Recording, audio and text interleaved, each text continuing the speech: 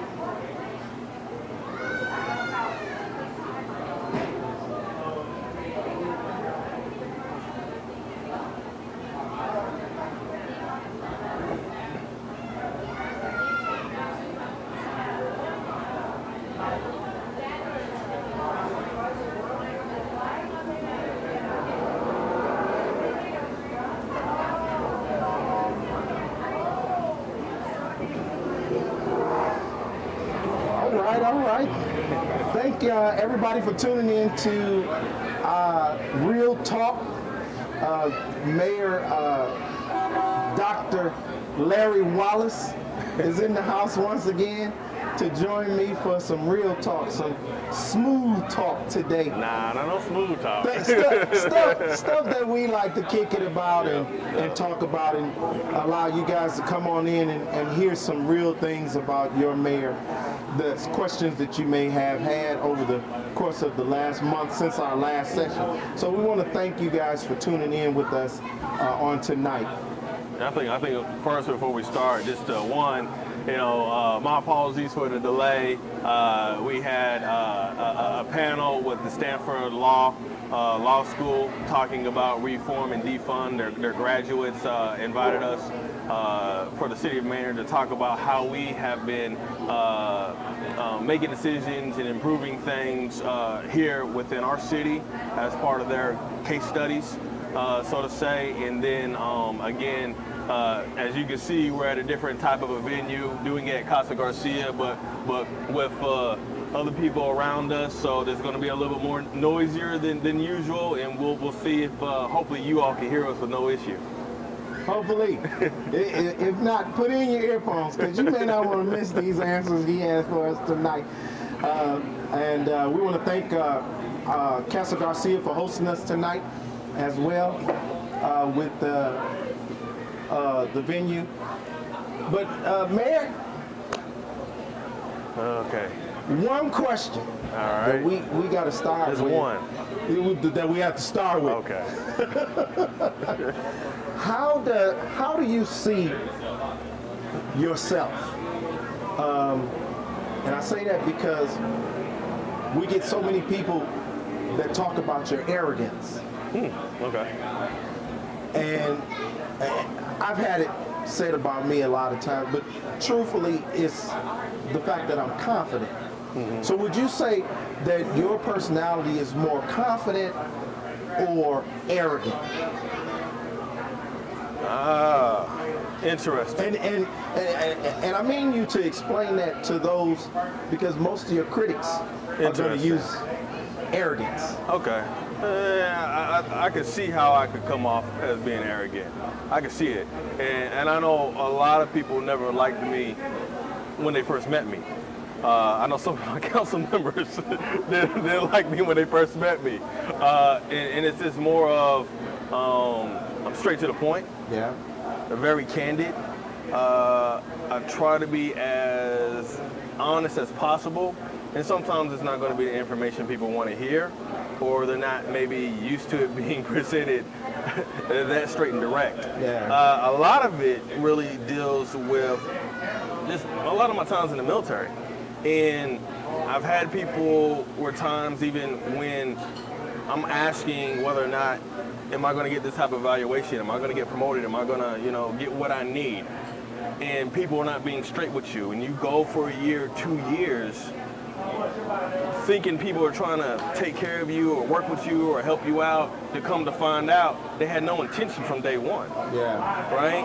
And we see a lot of that even in the city sometimes that's going on, where people are applying for certain types of jobs and they're working, and the employers may not have any intention of putting them in certain positions, or may not have any intention of really working on a solution.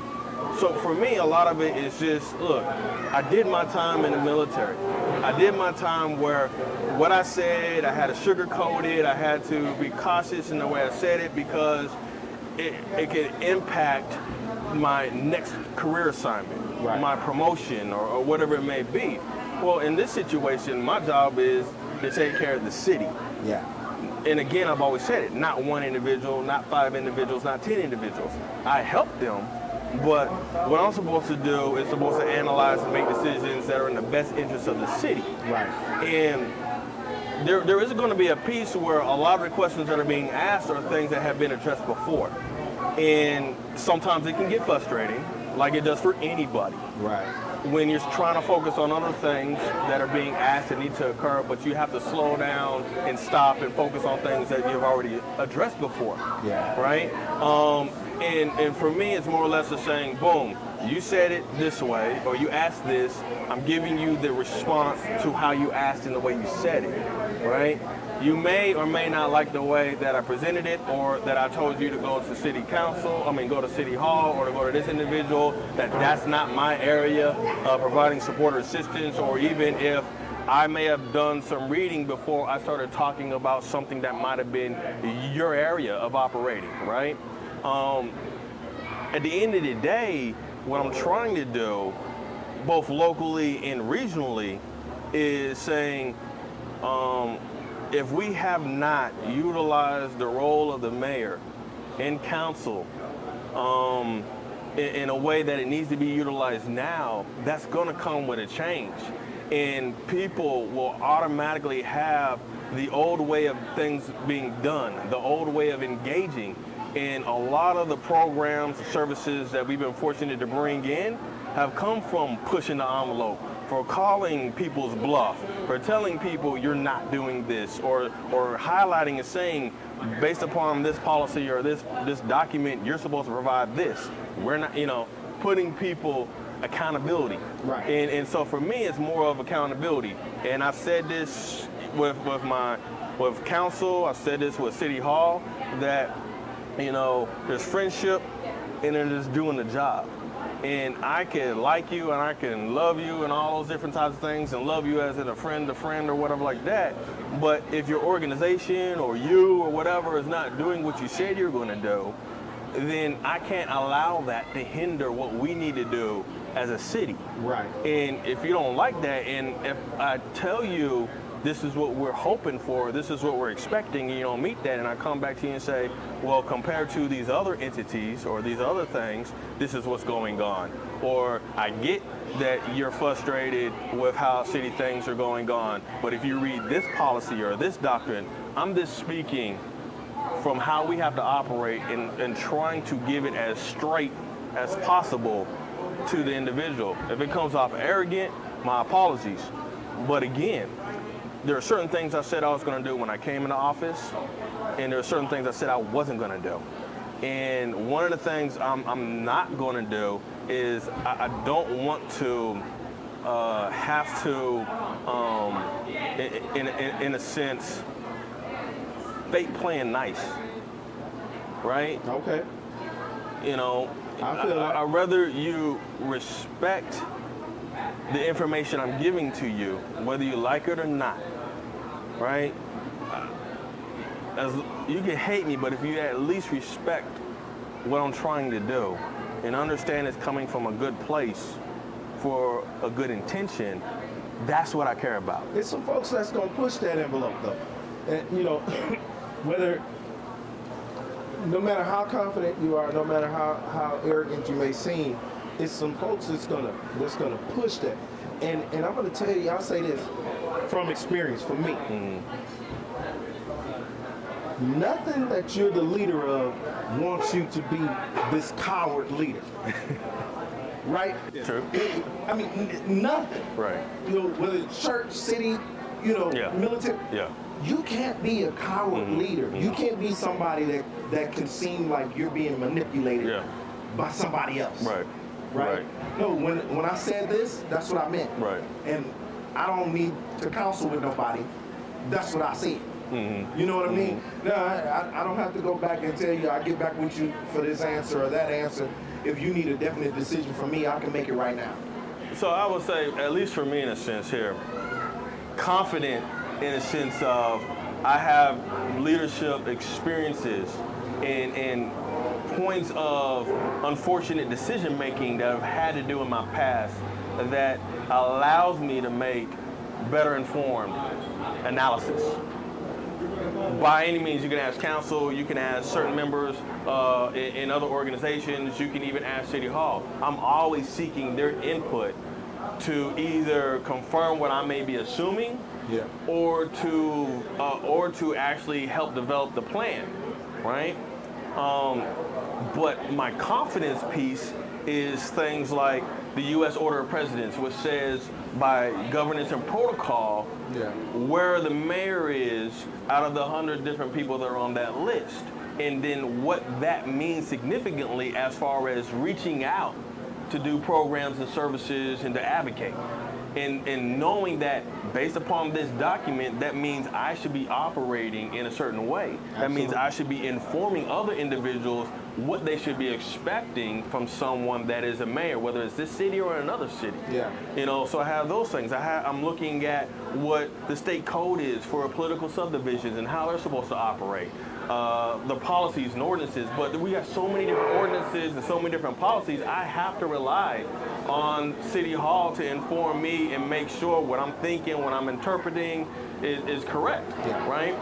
But as you said, when I make a statement, I have to, at that moment in time, be 100% confident that is the right statement. New information may prove it's incorrect, but again, I have to be 100% confident to own up to that and say, you are absolutely correct. You got me. Well, based upon this new information, here's the new way forward. I have no issue doing that. Also, I have no issue going and reading other organizations' mission statement, vision statement, or even state codes and saying, hey, based upon this, why are you not doing this? Or an example, I was talking to someone early in the month, and I say, you may want me to go to Walmart and get on Walmart about their hours and what they're doing and not doing. You want me to get on transportation about the roads. You want me to get on, you know, certain types of other businesses, but you don't want me to ask questions to the school district. You don't want me to ask questions over here. It's not one or the other.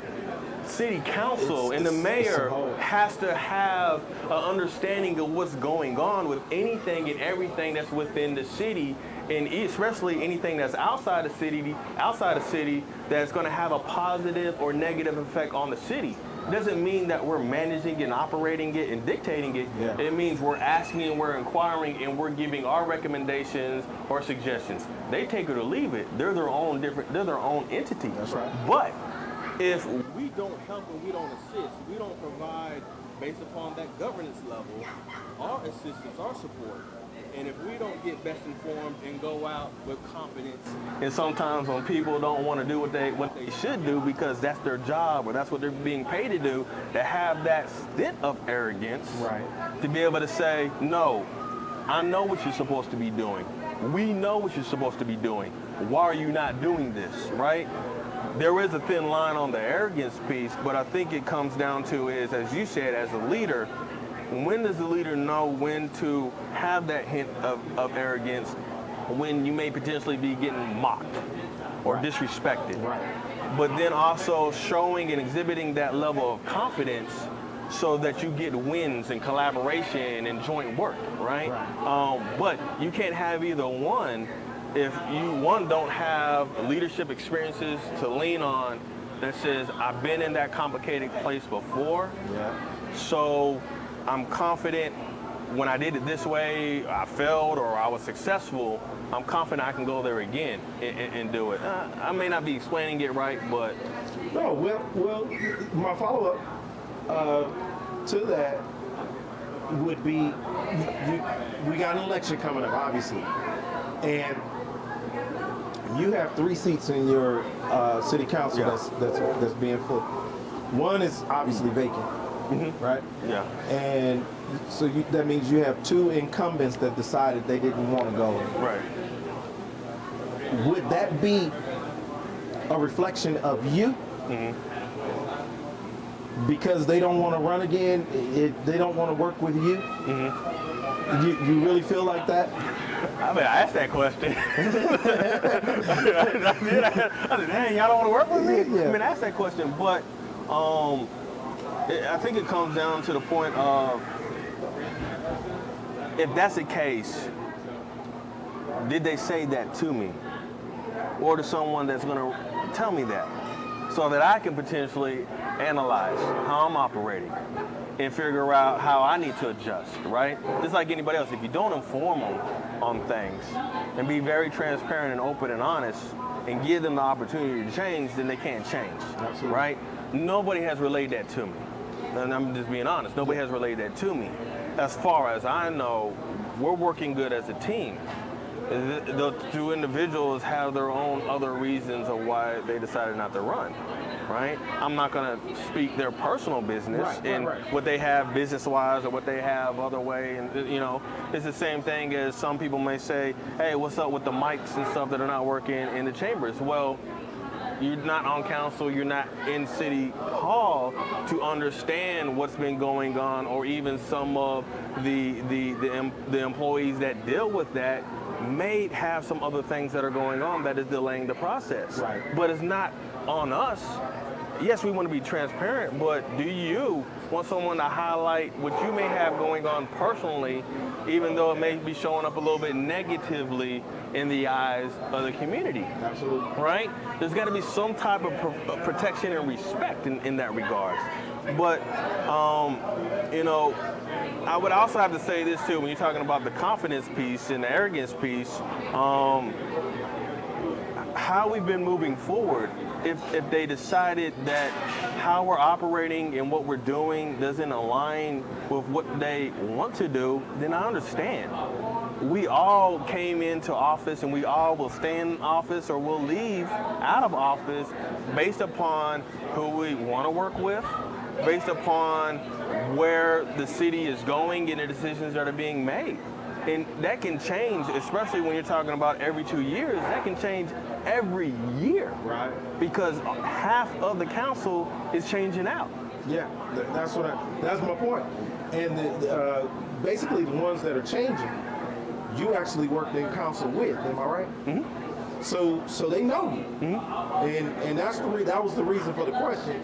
That, you know, even while you were on council, did you guys get along? Was there camaraderie there? Was there, you know, resentment there? You know, now that you're mayor, do they not see the vision that you have? Yeah. Or maybe it's just, I'm totally off base, right, and they have other things happening in their lives. I think one of the biggest differences, and especially as some candidates have reached out just to get a better understanding of why we made certain decisions on propositions, or certain ordinances, or what's going on with the roads and stuff like that. And I had to be transparent to those that had been on council previously, those that may be serving in other capacities, and then some that haven't at all, but they've lived here long enough to see the different administrations and be able to say, this administration is operating totally different than the previous administration, and probably different than the other ones, because we're focused on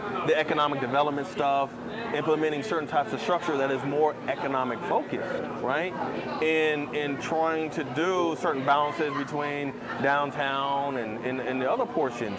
My mentality with the administration is, as I said before, I get that we might have relationships built over years with certain organizations and individuals. We can't allow that to be the reason we say or don't say certain things. Right? And we're all learning. It's not just council. We're all learning. All the organizations we're talking with, they're all learning that there's a certain way we have to do business to make sure this city doesn't get basically ran over by the developers and everybody else versus the city managing and working with them and making sure we grow the way that we want to grow. Right. And the growth is not dictated to us. Absolutely. That's that leader confidence piece that you got to have in a city with this much growth. This is record growth that's happening here in this town. And you got to have somebody at the head of it that's confident about what he wants in this city, confident about what's going to move the city forward, what's going to be economically advantageous for this city long term, not just during his term or her term. But I'll be honest and say this too. It's not always what I want, and I make sure that, I might be involved in a lot of the stuff, and I might be spearheading a lot of the stuff, right? But I have council members that bring up some great ideas that want to launch different things. Sure. And I have community individuals that bring things up and recommend things. We're getting ready for Wednesday to be talking about an ordinance to adjust some signage.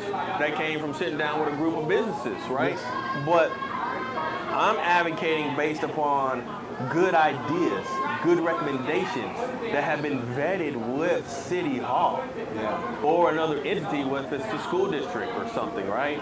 Vetting it and making sure it's good to go. Now, there's going to be certain things, and there has been a program here or there with the school district where I pushed a little bit more than I have on other things because I'm looking at certain things probably maybe a little bit more strategic that's not just impactful for the school district, but also the city, and want to make sure we don't miss it by just normal, traditional, the routing processes and so forth, right? But we all do that. Unless someone kind of includes some of the applies that additional little pressure of urgency or significance or impact, right?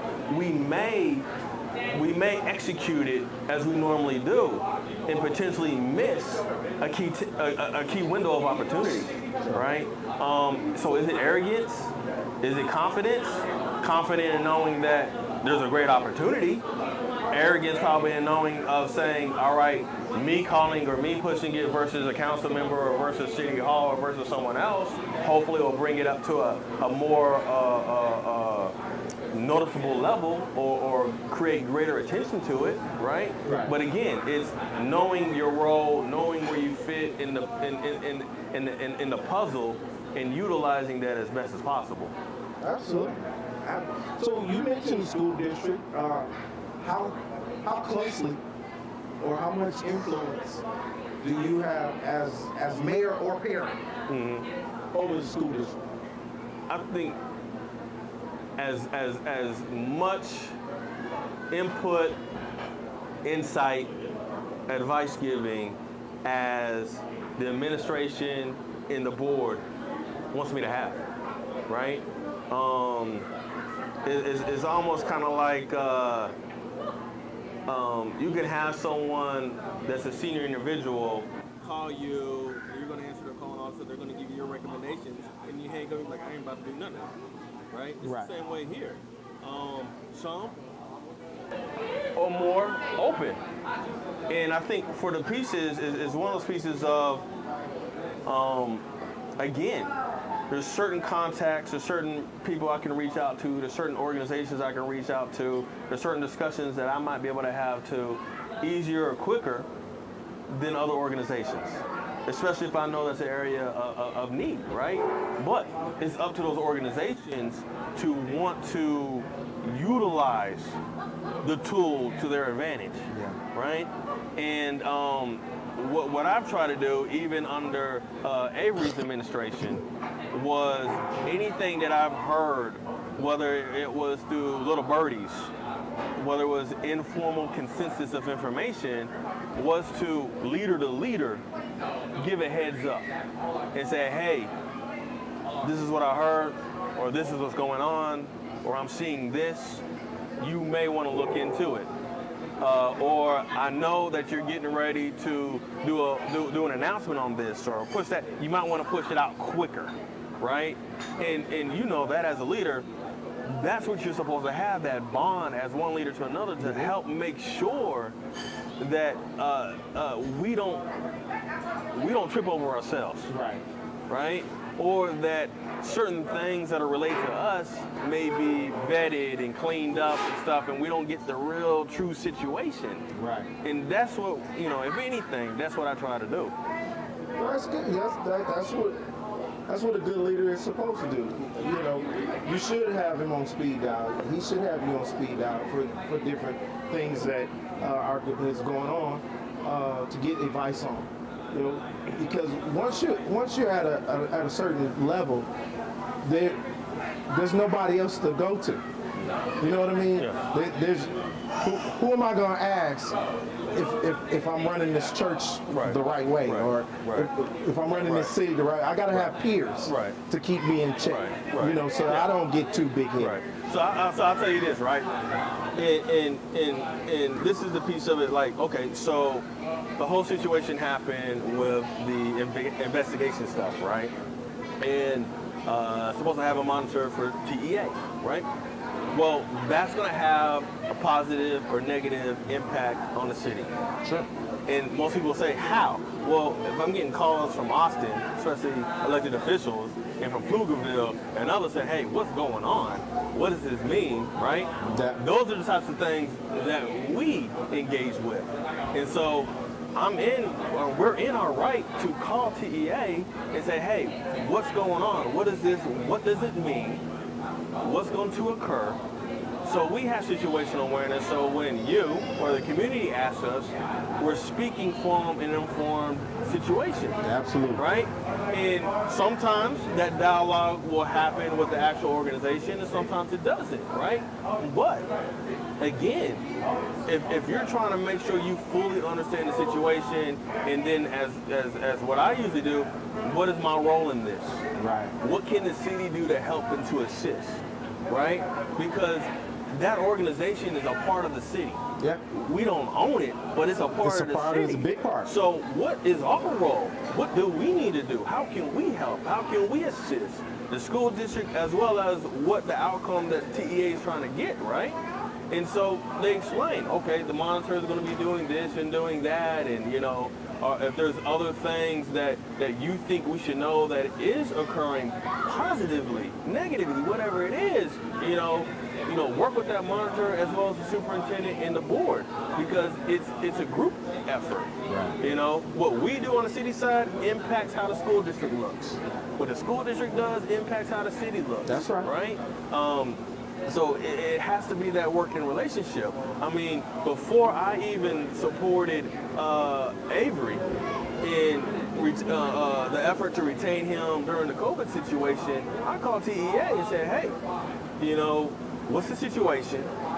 This is what I'm planning to do, right? This is the information. I did my open records request. I read the Gibson report. I did all the other stuff. I told the board members I was going to do it. And I got my information, and I said, all right, because I need to make sure I'm making a sound decision based on data and facts. Yes. Now, if there's something, and I've told Avery this too, if there was something that came out down the road, tangible data, then I have to make my adjustment based on that. But based upon my engagements, based upon our collaborations, based upon the data, based upon, my understanding of leadership, right? Where all of us have been in some type of organization, volunteer organization at lower levels, where the numbers didn't match right because the person didn't allocate them right. And everybody knew and said, all right, we'll fix it, but we'll approve it, make sure it changes. Or, the person that works beneath you is making a decision. Even I rely on what the city manager and my team is telling me. I don't necessarily know all the ins and outs, so if something goes wrong, but I'm not making excuses for anyone. All I'm saying is that if something does get presented, even like last night, if something does get presented, right? The individual has to speak to it. Yeah. Has to put out the information there, right? And from there, even I, like everybody else, will make our determination of whether or not we continue to support or do we adjust because we have new information. Yeah. I stand by every decision I've made because I didn't do it off of personal relationships. I can't afford to do that in this position. I did it based off of what the data was saying, based off of what I was being told. There's a lot of stuff that other people say, but I don't have the data. I can only go off of data. Right. And sometimes we'll make bad decisions because we don't have all the data. Well, you, with all the drama that's happening in the Manor ISD, with the board and the elections coming up, you have put yourself out there to endorse a candidate for seat 7. And Felix. Okay. Felix Like, we ain't got no 7 on campus. we got to see 7. Like, we ain't got 7 on campus. So you've endorsed Felix. Now, Felix never held public office. Right. But what makes him special enough for you to go against the incumbent and want Felix to have that seat? Because that was a definite endorsement. There was no mistaking that. Okay. I've been, in full transparency, I've been helping everybody out that has asked for it, right? Everybody. As I said in one previous post, I'm advocating for some more than others. And, you know, I've always been an advocate for Felix. I had soft endorsement for him, right? It just felt as if it was time to do the official endorsement. And a lot, too, dealing with the fact of highlighting and saying, I've been in that situation where your past can look negative, Yeah. but you can turn it into a positive. Absolutely. And not just highlighting that, but what has he done the remaining of those 18 years? Yeah. And what has he been doing? But more so to also say, as I'm looking at all the candidates, who's actually messaging, informing, engaging, right? And I see that. And I don't care if you've been on previously or not. We have to go a different way to continue to move forward with the demands and expectations. And going a different way doesn't necessarily mean a new person in the seat. A new way as far as, are you even campaigning? Are you even engaging? Are you even talking with people? Because what you do during your campaign, to me, I believe, speaks ninefold of what you're going to do when you're actually in the seat. Yeah. And so for me, it's, I don't care if you sat previously, council, school district, or whatever, right? It makes you very knowledgeable of what's going on. Some of the practices, some of the procedures, and so forth like that. But what we need in this city, what we need with our growth, is people that are gonna get out from their seat and go out into the local community, to the regional community, Yeah. and then if we're really trying to make a name for ourselves, out nationally, right? And that's, at least if you're gonna try to say, where is Mayor Wallace trying to go, that's the growth I believe we need. That's the type of elected officials I believe we need in the seat, right? And then too, I'm a fan of humble leadership. And humble in a sense is maybe not going to be the confidence and arrogance piece of it, but humble in the sense of I have my flaws and I'm willing to share them with you. Yeah. Because I'm at this position and I don't want you to think of a fallacy that I got here because I was squeaky clean. I got here because, I listened, I was a yes person and all these different things, right? You can be yourself. And 9 times out of 10, by being yourself, being true, I'll say this in a sense. My father, he probably gonna hate that I say this. Oh Lord. my father when he was with John Peter Smith Network. Yeah. They wanted to put him in a corner office, big salary, just to learn from him and train someone else up. Yeah. He left that job, came down here to be part of the ground floor of creating Central Health, right? With over less than half the pay he was getting there. Sure. But he did it because he felt that he had something to give.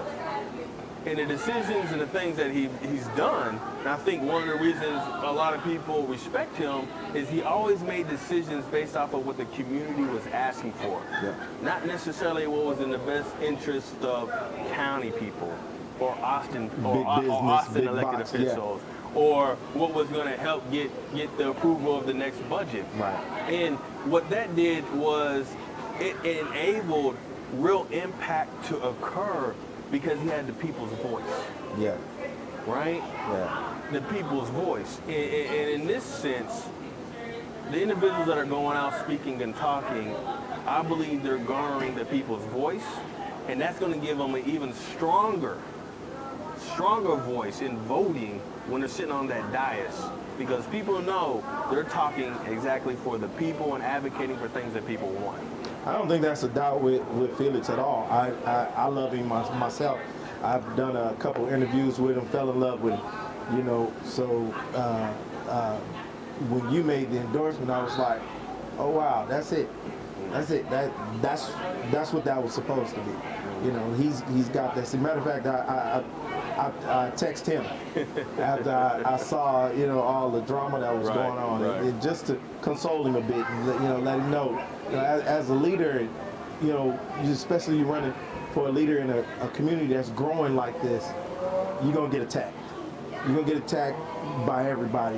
Well, I think too, because we're going at, we have different personalities coming into the city, Yeah. and they're coming from where they've been at and how business is done there.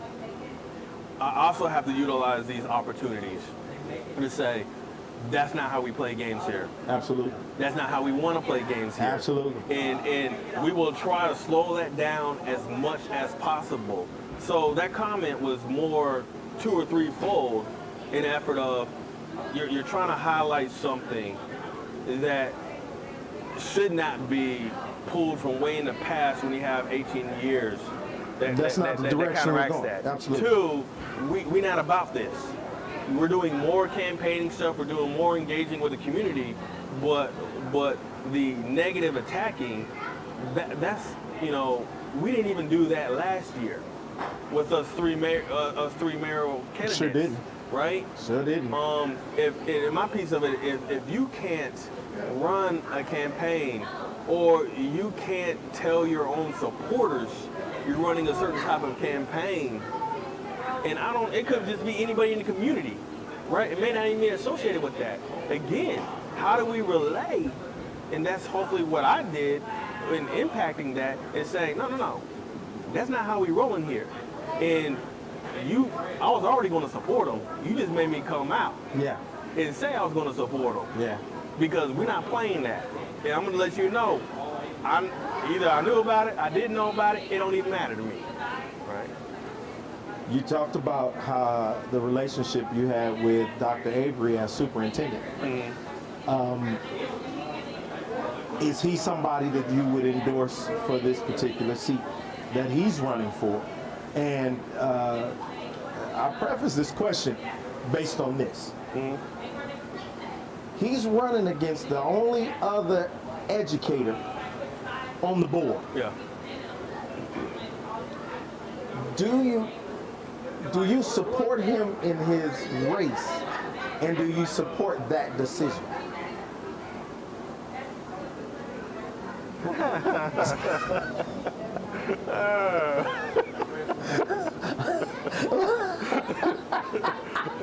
Good one, man. Good one. Right.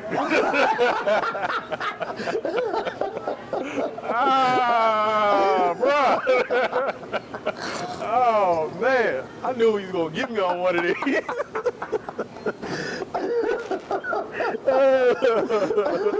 Oh, man. It's real talk. I know, I Real got talk. you. I got you. Okay. complicated answer. I know the people are gonna be like, it ain't complicated. Oh yeah, they gonna say it. Yeah. I don't believe in the teacher piece, right? And the reason I don't is because the role of the Board of Trustees per the state code is to make sure the plans and the processes that the administration puts together meets or exceeds TEA's standards and expectations, right? I get having someone that's a teacher can look in things a little bit differently or whatever like that, but just like we've never had anybody on council that's dealt with transportation, dealt with economic stuff, right? Yeah. Those are things you can learn. Is whether or not you're able to ask questions and willing to ask questions, right? Can you read at least what TEA guidance and standards are? And then look at the documents and say, how does that meet this? How is that meeting that? Is it going to exceed it? Is it not going to exceed it? So, and I said this even when we had Education and Solidarity conference a couple weeks ago. I said, I don't necessarily believe that piece. That's just me, right? I get it. You always usually want to have someone within the industry to be of that industry. I get it, right? I think the other piece of it too is my personal working relationships with individuals. Okay. So my decisions come from my personal engagement in working with individuals, right? I have worked more with Dr. Avery than I have with Tamika Thomas. And it's just based upon the relationship of my role and his role at those times, right? And again, there has been trends in the past when it came to just engaging from a council and a board level. And just some of the tension of whether or not it's collaborative or not collaborative or whatever it may be. So my engagements of of sitting down, talking things out, planning things, executing collaboratively for the city and the school district has always been with Dr. Avery, right? More than anybody else. I'm doing more things now with Monique Celadon because of her involvement with the task force and other things, right? Me and Sam Samparia only had some conversations here and there because we're both veterans, right? And he's a previous council member. But I've never really had that, we'll sit down dialogue, boom, boom, boom, how we planning, how we doing these things from the Board of Trustees level. So if I have to make a decision based off of when I've engaged with Dr. Avery and has he lied to me, or has he said he was going to do something that didn't happen, or was his decisions based off of making him look good or his administration look good and stuff like that, I've never had that inclination to me. Well, I'm also a council member and I was also mayor. We all get what we get based upon the positions we're in, so I might have gotten something skewed. I don't know. Well, let me ask you this. Because you squirmed out of that pretty good.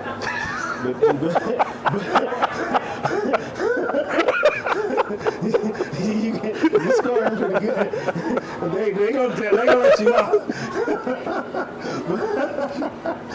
But do you believe his candidacy as a school board member, no matter what seat it was, brought undue drama to the race?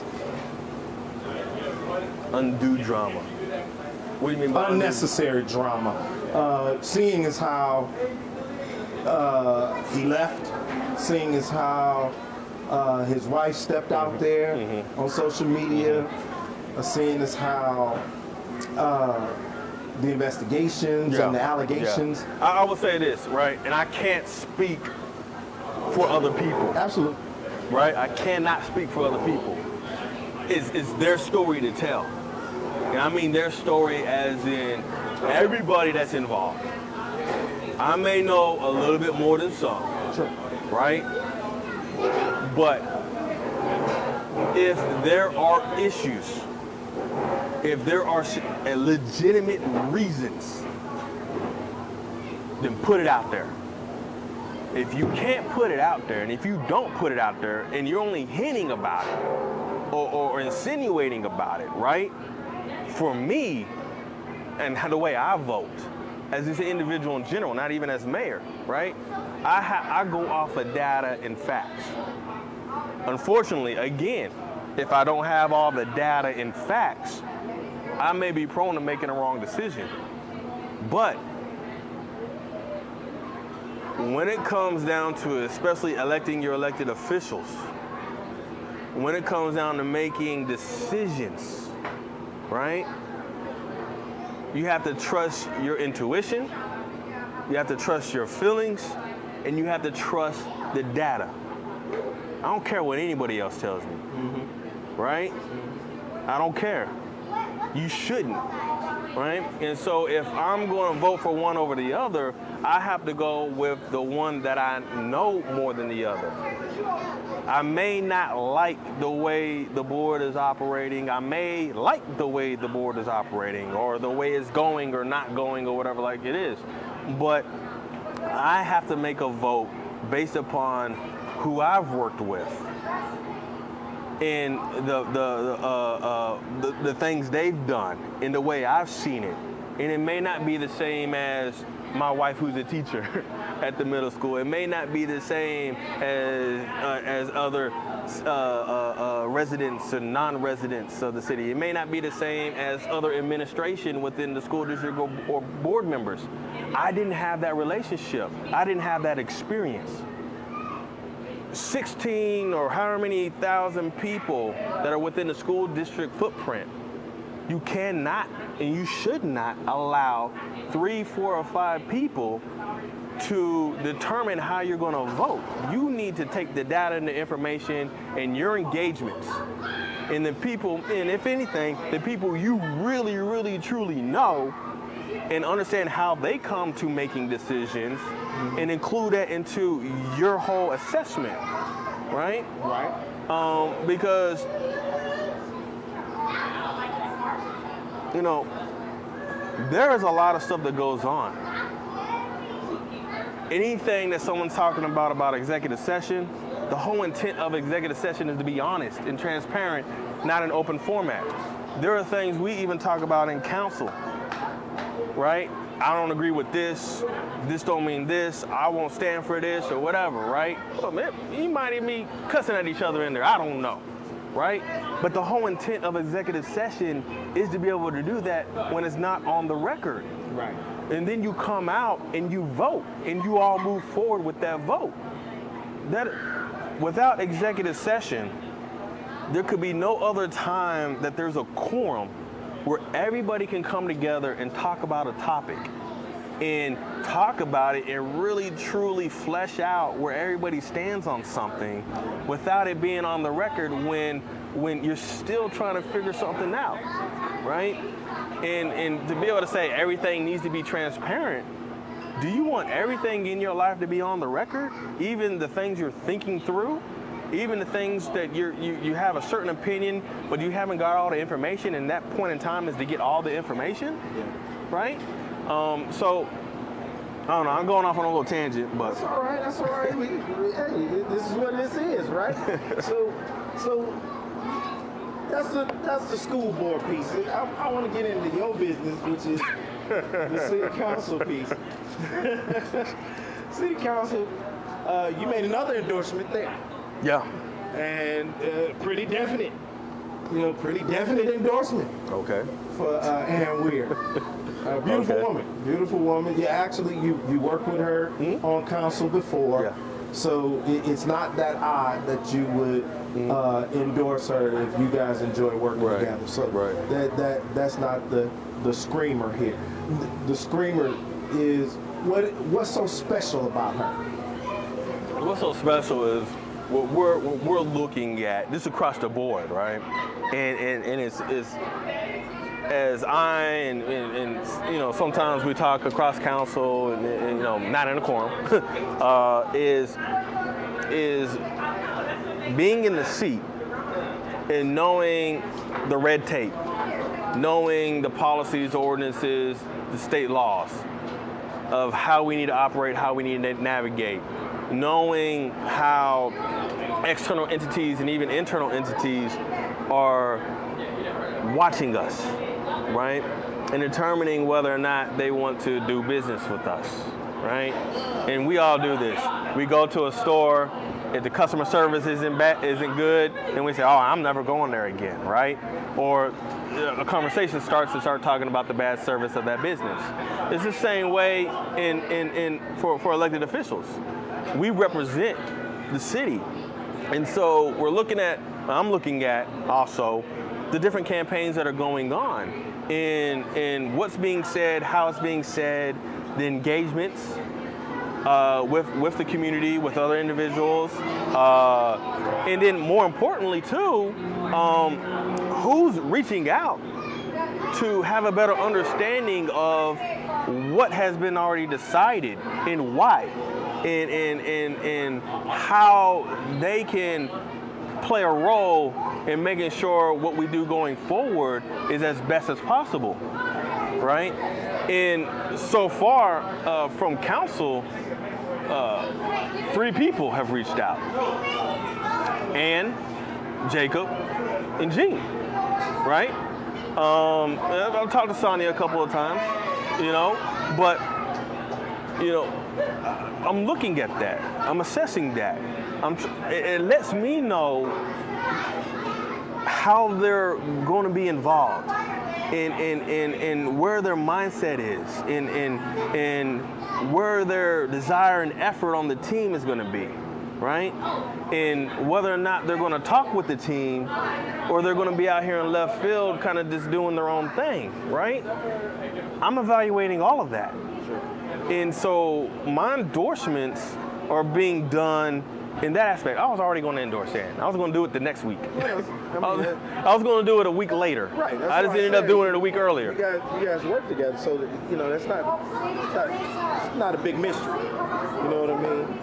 One other quick. This one's a quick question. Before I get to my final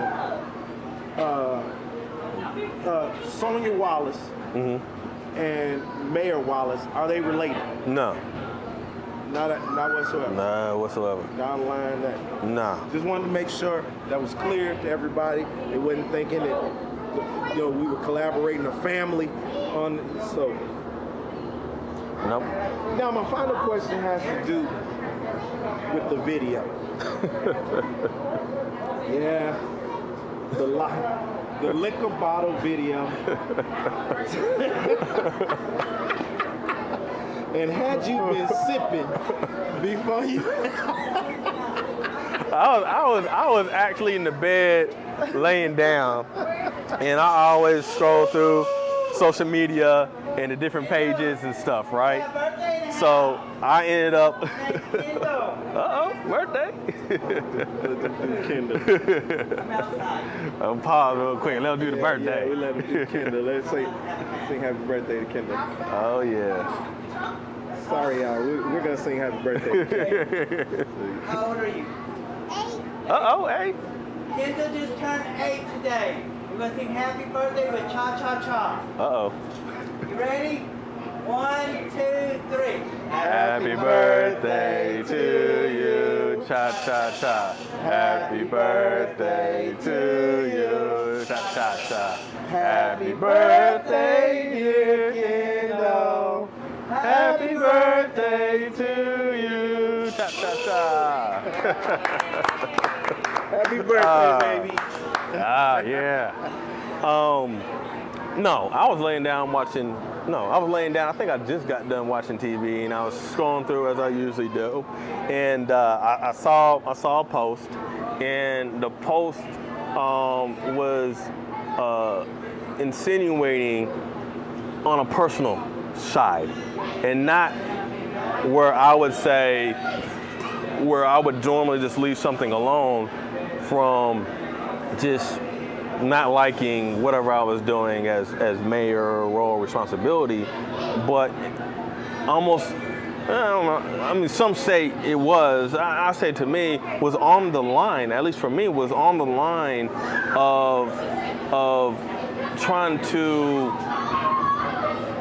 say me as a person, I'm acting and operate a certain way. And for me it was that could potentially tarnish my reputation, my family's reputation that I'm trying to build, right? How people are going to perceive me whenever I am no longer the mayor, right? I'm thinking that. That's what I'm thinking, right? You know, I didn't come into a voluntary position to jack up my reputation, you know? And I would rather, if I say something that steps over the line to defend my reputation in whatever I'm going to try to do the rest of my life past mayor, you know what I mean? I have to make sure that's intact. And plus, at the same time, I'm looking and saying, if I don't address this, which is a character attack, then that potentially opens the door for other people to think it's okay to start doing that. And this is the first time it's ever happened that I know of in the city of Manor. It's not time for us to go there, at least not if I can prevent it during this administration, right? And then the third piece of it was, we're not talking about just a regular resident. We're talking about someone that's running for office. And that makes it even more concerning of someone that, and I think any other candidates that are doing that, now there's been quite a few posts that's been going out over the week, but any other candidate that is found to validly do something like that, character attacking, my concern is, what are they going to do when they're in the seat? And for us, our charter says that if a council member, regardless if they're elected, demonstrates misconduct, it is on the council to, I can't think of the key word, but it's on council to, not reprimand, but it's on to police ourselves. And that also means if a majority of the council does determine an action to be misconduct or something else within that charter, they can be voted out, even if they were elected. And so my statements were more on the fact of, that was misconduct in my eyes, borderline misconduct. That would be something I would present to council, and it would be on council to make that decision or not. I would finish out my term, and based upon, people asking if I'm going to rerun or not, that would mean then that one, the community decided to go a certain way by electing, and then council also decided to go a certain way by electing. Well, if that does not align with the environment I would want to volunteer in, then I have served my obligation of the 2 years fully. Well, that also wasn't made clear in the video itself. Yeah. Many took that to mean, as soon as the election was over, if who you didn't want to be elected didn't win, you was just walking off the job the next day. No. When you say I'm not going to work with you and I will not work with you, I communicate and I dialogue with my different council members on different topics of interest and stuff like that, right? Depending upon the engagement in what is going on after the election, right? And so I'm going off of what's occurring pre-election. Election happens. If that continues post-election, right? Then, and if it fits that category within the charter, then whether it's one individual, whoever it is, it would be on me to, or someone else to present it and say, all right, put it on the agenda. And if council decided, nope, we want to keep whatever based upon, regardless of whatever has been going on while an individual is being elected, then again, I can still sit at council meetings. There's certain council members that probably don't even talk to other council members outside of the meetings.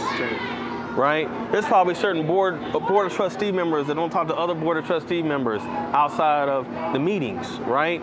So in my sense, saying is, if we don't align, if we're going to be battling all the time, then I don't have to work with you. I will go and engage with the other individuals where we're going to be productive and eventful, right?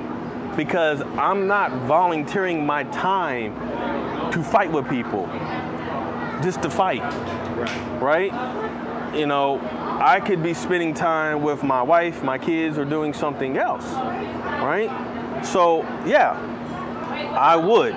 If someone is elected and they demonstrate misconduct or something else, it would be on me as the mayor for the city to have that as an agenda item, because the individual may be negatively reflecting in the city or whatever. I mean, and then again, as I said, if it's the community saying yes and it's then the council saying yes, then I know the direction that they want to go into. Then again, it's on, all right, if depending upon how much arguing and fighting we may end up doing, then I know I'm not going to be engaging with you because it's not going to be productive. Absolutely. And that in itself is real talk, folks. That's what we came here for. That's what you guys tuned in for. You wanted to hear the questions that I needed to ask, and you wanted to hear the uncandid answer. You know, see the surprised look on his face on some of the questions that we have for him. I want to thank Mayor Dr. Larry Wallace Jr. for allowing me to come in and interview him and ask him some of the tough stuff on Real Talk. And I want to thank you all for joining us for this session of Real Talk. Make sure you tune in next month. It's going to be after the elections, so you really might want to know what's going on at that point. Hey, man. Thank you all. Hey, man, came in hard with these questions. And God bless you. Oh, man.